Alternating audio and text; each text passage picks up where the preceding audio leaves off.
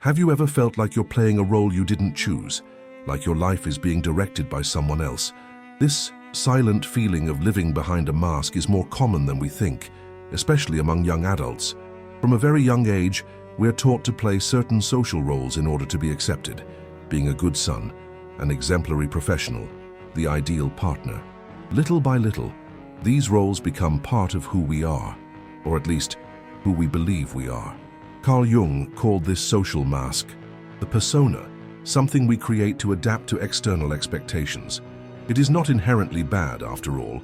We need it to live in society. The problem begins when this mask sticks so firmly to our face that we lose touch with who we really are, creating a draining emotional burden. In this video, we will explore the concept of persona together and discover how you can free yourself from this silent pressure to live with authenticity and inner freedom. Before we embark on this journey, make sure you are already subscribed to the channel so you don't miss any content that can transform your life. To begin this journey, we need to understand what the persona really is. Jung defined this concept as a kind of psychic mask, a social character we create to adapt to the world. This persona is not something false in the sense of being a lie. It is an adaptation, an attempt to meet the demands of the environment. It is as if we put on a specific outfit for each situation. One version for college, another for work, another for the group of friends. In practice, this means that you don't behave the same way with your mother as you do with your party buddies. This variation is natural and even healthy. After all, social interaction requires a certain degree of filtering. Being 100% spontaneous all the time can generate unnecessary conflicts and misunderstandings.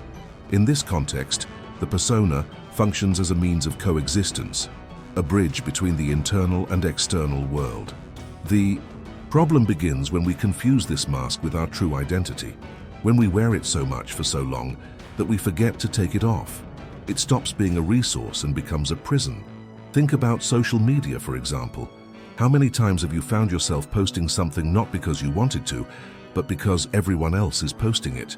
Or change the tone of your caption to make it seem more interesting, happier, or more settled. In these moments, your persona is at work, shaping what you show in order to be accepted or admired. This type of behavior goes beyond the internet. It can appear in situations such as accepting an invitation to a party just to avoid upsetting others, or agreeing with opinions to avoid conflict, even if internally you think the opposite. The persona is present in every choice made, based on the acceptance of others, and not on a genuine connection with your desires. But make no mistake, the goal here is not to eliminate the persona, but to become aware of it, to realize when we are wearing this mask by conscious choice and when it is using us. Authenticity is not about being brutally true all the time, but about knowing who you are behind all the roles you play. Recognizing the persona as a tool is the first step. Once we know it exists, we can start to notice when and why we put it in place. This gives us more freedom to decide whether we want to pursue that role or not. It's like an actor who understands the script, but still has creative freedom. This awareness may seem simple, but it is powerful. It opens the door to a new question. What if I've been living with the mask for so long that I no longer remember my real face? And that's exactly where the emotional weight comes in. When the persona stops being a choice and becomes an obligation, we start to carry a tiredness that we don't quite understand. A feeling that something is out of place, even though, apparently, everything seems fine. And this is the gateway to what we'll see in the next chapter. Have you ever found yourself asking yourself, who would I be if no one was watching me? This simple question can be quite life-changing. It arises when we realize that we've spent so much time playing roles that we no longer know where acting ends and our true selves begin. In the previous chapter, we talked about how the persona is a necessary mask for social coexistence. But the problem begins when it stops being a choice and becomes an invisible prison. When we use a mask so much that it starts to stick to our face and becomes one with our own skin, this usually doesn't happen consciously. It's a slow, subtle process. It starts with small concessions. You hide an opinion here, shape an attitude there, accept a path that isn't yours to please someone. Over time, you move away from your own desires without realizing it. And one day, you wake up living a life that no longer feels like yours. This process has symptoms. they appear as social. Anxiety, just difficulty making decisions, a constant feeling of tiredness, and an inner emptiness. It's like being surrounded by people all the time, but feeling alone. Because deep down, they're not connecting with you. They're connecting with the role you're playing. Here's a common example. A young person who chooses to pursue a career simply because his family expects it of him. He may have a talent for art, but he chooses law, engineering, or medicine because it's safer, or it will make his parents proud. At first, he may even think that everything is fine, but as the years go by, that discomfort grows, and he begins to ask himself, is this really what I wanted for myself? Another more subtle example appears in relationships. People who are always adapting their tastes, speech, and even opinions just to maintain harmony or avoid criticism. It may seem like a kindness, but when it becomes a rule, it turns into emotional submission. And little by little, the person loses themselves. They live the other person's life at the other person's pace, with the other person's will. The cruelest thing about this process is that it is often praised. People say that you are easy to deal with, mature, flexible. But inside, you feel like you are erasing your own essence in order to maintain the love or approval of others. This is where we start to feel the true weight of the persona, not as something we put on for a few minutes, but as something we can no longer take off. And it affects everything. Self-esteem, authenticity, sense of belonging. You feel like you're not understood, but at the same time you're afraid to show who you really are, because you don't even know who that person is anymore. And there's more. The longer you live in the persona, the harder it is to recognize the real you, because it becomes muffled, silenced, forgotten. It's like trying to hear a voice in a room full of noise. It's there, but you need silence and courage to hear. It is important to say that there is no guilt in this. It is not weakness nor a lack of personality. It is a social survival mechanism that we all, to a greater or lesser extent, use. The problem is when this mechanism becomes permanent and disconnects us from our own history. But this disconnection doesn't come out of nowhere. It's fueled by external pressures that shape us from an early age: family, culture, school, social media. And that's what we'll explore in the next chapter. Where do these voices that tell you who you should be come from? Before we move on, if this content has made sense to you so far, please like the video. This helps me to continue producing content like this, and also shows that this topic needs to be discussed more. Now let's better understand where this need to please everyone comes from. The need to please, to be accepted, to live up to expectations. None of this comes out of nowhere. These patterns begin to form very early, sometimes even before we understand who we are. From childhood, we are taught, directly or indirectly, to adapt our behavior to receive affection, validation, or respect. A child who is praised for not causing trouble quickly learns that being silent, submissive, and restrained is synonymous with love. A teenager who is punished or ridiculed for expressing strong emotions begins to hide their anger, sadness, and sensitivity. And this process creates a persona shaped by invisible rules. Don't cry. Don't complain. Be strong. Don't disappoint your parents. School reinforces this idea with the idea of constant performance. Grades define who is good or bad, and the expected behavior is to follow the pattern. Little is said about listening to your inner voice. The structure is designed to form us in series, not in singularity. In adolescence, comparisons become more intense. The gaze of others becomes almost a constant mirror. How do others see me? Am I living up to what is expected of me? And that's where social media comes into play, perhaps the most visible stage of the contemporary persona. On the internet, the image we build of ourselves is carefully edited. We post the best angle, the happiest moment, the most impressive achievement. In doing so, we reinforce an ideal standard of living that does not correspond to the real complexity of the human experience. And the most dangerous thing, we start to believe that everyone else is living better than us. More beautiful, more productive, happier. The pressure to fit into this mold is enormous. Young people begin to shape their identity not based on what they really like or believe, but based on what earns them approval, likes, compliments, social acceptance. And without realizing it, the persona becomes increasingly rigid, harder to shake. Because now it's not just protecting you, it's being used to guarantee value, identity, and belonging. But it's not just social media that does this. The family plays a profound role. Often, without malice, parents project onto their children the dreams they didn't realize, or the molds they believe to be the best path. When they say phrases like, "You'll be a source of pride for us," or "This career will give you stability," the intention may be good, but the effect can be suffocating. The child grows up believing that he or she needs to follow a script that he or she didn't write. And how can you question all this when everyone around you lives the same way? Who has the courage to do things differently? This is where many young adults feel lost. They reach 25, 28, 30 years old with a seemingly right life, but with a strange feeling of dislocation, as if they were acting in a well-produced film with sets, costumes, and lines, but with a script that doesn't represent them, because deep down, the main character didn't have space to exist. This is where the conflict intensifies. On one side, the security of continuing to please, to belong, to be what is expected. On the other, the stifled desire to take a deep breath and experience something more true, more intimate, more one's own.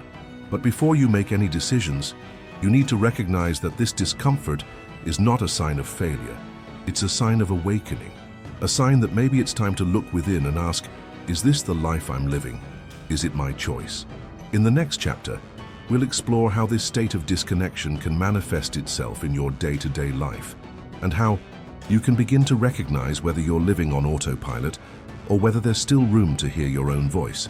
After years of following a script created by other people, it is common to fall into a state of autopilot. We wake up, follow the routine, fulfill our obligations, and even smile, but deep down something seems off. Life goes by as if we were in it, but without really being present. This is one of the most subtle and dangerous effects of living exclusively through our persona. When our choices are driven by the expectations of others, we lose our sense of inner direction. We become hostages to an existence where everything works, except for what we feel inside. This disconnection can manifest itself in different ways. For some, it is a constant feeling of apathy, as if nothing really excites them. For others, it is a difficult to explain anxiety, as if there is always something missing. And there are also those who feel guilty for not feeling happy, even when they apparently have everything. Have you ever found yourself in this situation? In a relationship where everything seems to be going well, but your heart isn't there? Or in a job that pays well, has status, but doesn't make any sense? These are important clues. Life lived on autopilot is silent, but it consumes a lot, because you are present in body, but absent in soul. And the strangest thing is that, from the outside, everything is going well. After all, you are responsible, polite, follow the rules, and are a good example. But inside there is an echo, an uncomfortable question that keeps coming back. Is this really what I want? This kind of life is not a character flaw. It is a reflection of how we have been conditioned. We have learned to avoid conflict, to not disappoint, to go with the flow. The persona here acts as an emotional shield. It protects us from judgment, criticism, rejection. But in return, it distances us from our truth. And the further we move away from who we are, the harder it is to access our true desires. We begin to adapt so much to our surroundings that we lose the habit of listening to ourselves. This is reflected in our daily choices, what we eat, how we dress, who we associate with. Everything begins to be guided by an invisible should-be that dictates what is right or acceptable. Here's an example. A person who is in a group of friends where no one talks about feelings, where everything is irony or performance. Little by little, they also stop opening up, even when something is hurting them, and they start to believe that no one really wants to know. This cycle reinforces the persona, which becomes increasingly automatic, more predictable, and further away from what is real. But there is a way to tell if you are in this automatic mode. A simple question can reveal a lot. Is this choice I am making for myself or to maintain a role? This question can be uncomfortable, but it can also be liberating because it shines a light. It shows that perhaps there are other paths, more aligned with who you are, not with what is expected of you.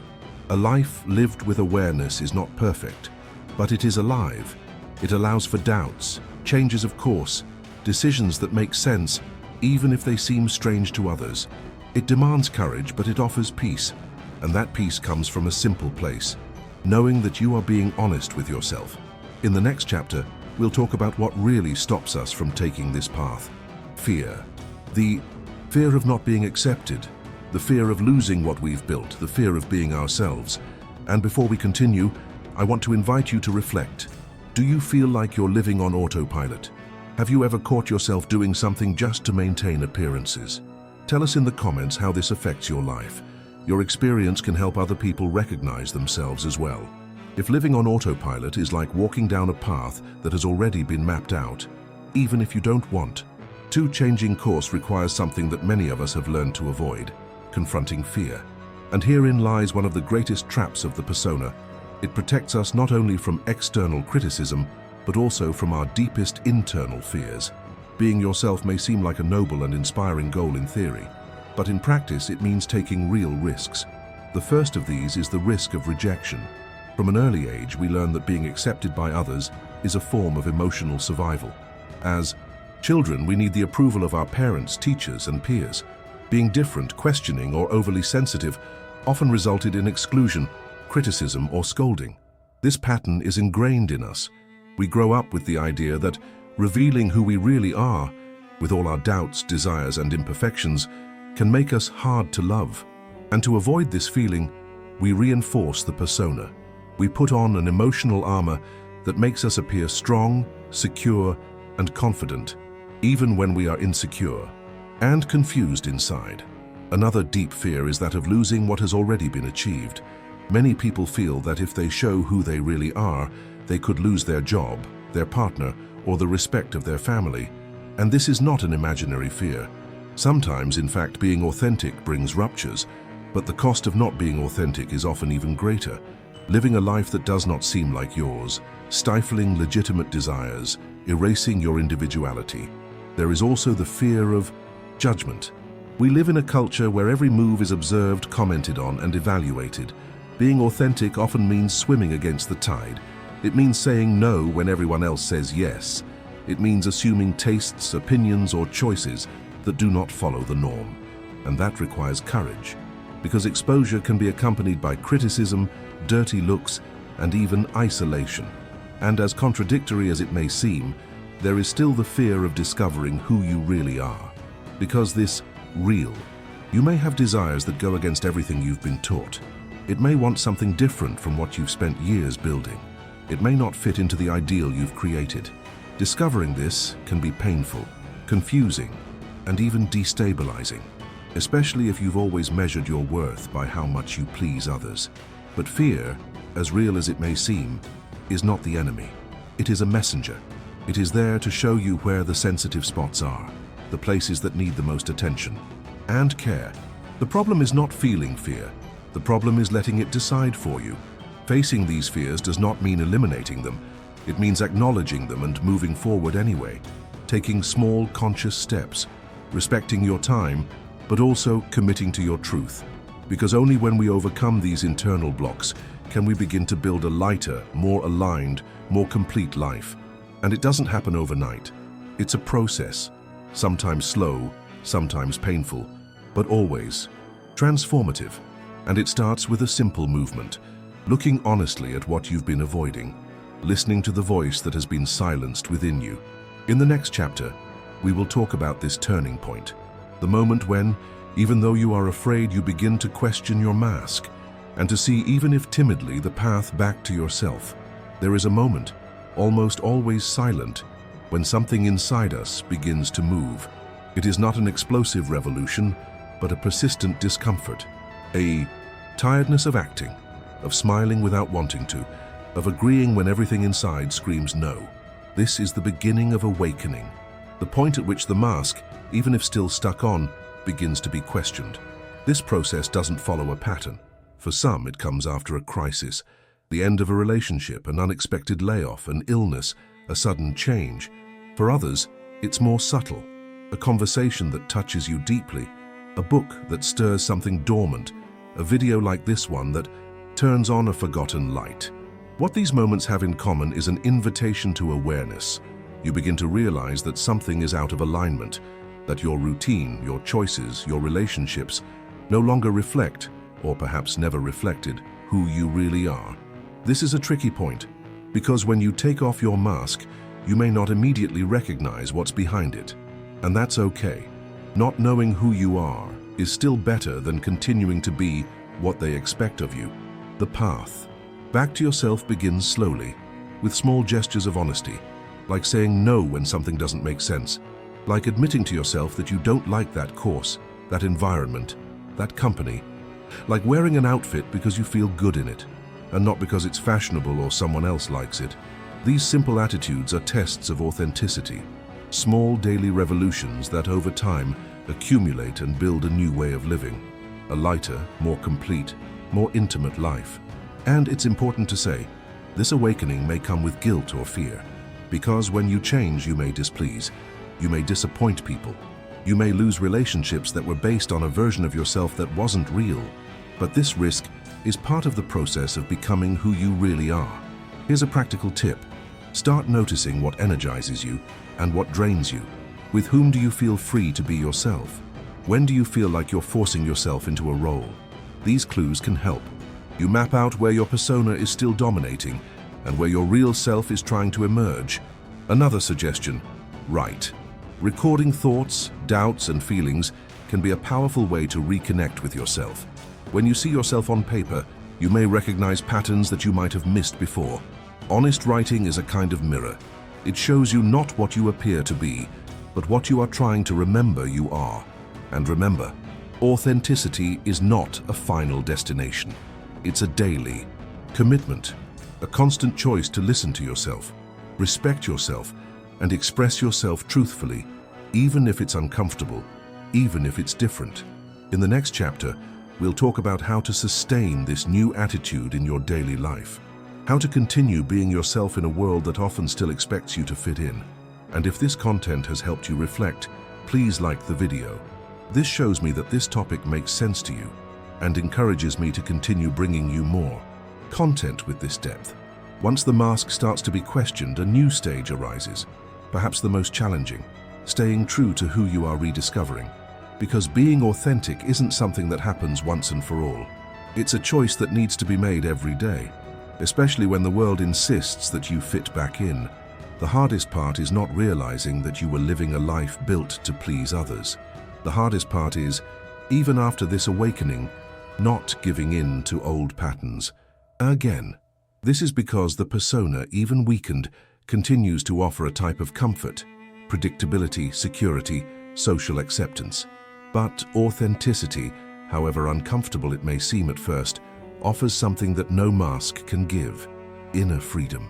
Living truthfully requires small acts of courage, speaking your mind, even if it's unpopular, choosing a different path, even if others don't understand, allowing yourself to feel and show emotions, even if it goes against what has always been expected of you. And above all, authenticity requires presence. You need to be aware of your own feelings and notice when something starts to repeat itself out of habit or fear. Often, the persona tries to return in disguise as the desire to please, to not cause discomfort, to keep everything under control. Therefore, the secret lies in daily practice, in simple but consistent attitudes. How to ask yourself sincere questions. Is this my decision, or is it an attempt to fit in? How do I really feel about this? Am I being truthful now, or am I acting something out? And of course, it's important to understand that you don't have to be radical. Being authentic doesn't mean breaking with everything, fighting with everyone, or rejecting the outside world. Quite the opposite. Mature authenticity is that which knows how to position itself without aggression, but with firmness. She understands that you won't always be understood, and that's okay, because the priority stops being external acceptance and becomes internal coherence, living based on personal values, looking in the mirror and knowing that you are being true to yourself. Another important point: living authentically does not mean that you will never again feel fear, doubt, or insecurity. These feelings are part of the process. What changes is how you deal with them. You stop running away and start listening, and over time, they stop being barriers and become signs of growth. And yes, you will encounter resistance. Not everyone will understand your changes. Some relationships may drift apart, some doors may close, but in return, new spaces will open up. Truer relationships will emerge. And most importantly, you will begin to feel peace because you are living in accordance with your truth. In the next chapter, we will talk about precisely this, the fruits of this choice, how authenticity, despite the challenges, brings a silent but powerful reward, the rediscovery of your inner freedom. When you begin to live authentically, something profound changes, not on the outside but on the inside. The anxiety that once seemed constant begins to give way to a rare feeling, peace, not because everything is perfect, but because now, for the first time, you feel like you are in the right place, within yourself. Life stops being a stage for performance and becomes a space for presence. You stop wasting energy trying to please, maintain roles, hide feelings, and this energy, now free, can be directed towards building more real relationships, making more conscious choices, following paths more aligned with your essence. This doesn't mean that everything becomes easy, but it becomes true. And this truth brings a lightness that no mask can offer. You realize that you no longer need to prove yourself, compete, or fit in. You just need to be. And that in itself is revolutionary. Relationships change. The people who stay are the ones who connect with your essence, not the role you two played. And the ones who walk away actually make room for more authentic, more intimate, more nourishing bonds. And the most beautiful thing is realizing that by being yourself, you give others permission to be yourself too. Your authenticity inspires. It creates a space where truth is possible, where vulnerability is safe, where connection is real. Ultimately, the persona doesn't need to be destroyed. It can be used consciously, as a tool, not a prison. You can choose when to put on the mask, and more importantly, when to take it off. Because now you know, you are so much more than what others expect you to be. If this journey made sense to you, if at some point you recognized yourself in the words I shared here, check if you are already subscribed to the channel. That way you will continue receiving content that helps you reconnect with who you really are.